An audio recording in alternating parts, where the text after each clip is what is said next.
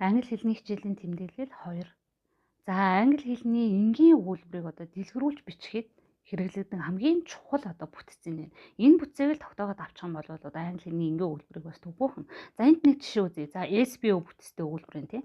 Тэр эмэгтэй ном уншдаг. Тэр эмэгтэй хаана хизээ ном уншдаг юм бэ гэдгийг бичих тулд ингээд энараа энэ цэцэрлэгтэй өглөө бүрэг гэдэг. За тэгэхээр SBO гэдэг бол ерөөсөн мэдээллийг босруулж байгаа гол үндсэн хэсэг буюу нэг цөм өгүүлбэр гэдэг.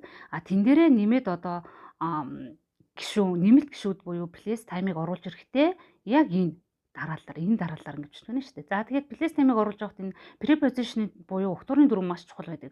За тухайн ухтуур яг хаана орсноос хамаад өөр утга илэрхийлдэг гэсэн үг байхгүй юу? За одоо жишээ нь энд нэг өгүүлбэр байна. Тэр эрэхтэй 2 жилийн дараа Монголд байдаг их сургуулаа төгснө гэд. За тэгэхээр энэ гэд preposition 2 орсон байна тийм ээ. Тэгэхээр энэ байршил дээр орох юм бол байршлын утгыг хугацааны байршил дээр орох юм бол хугацааны утгыг илэрхийлдэг.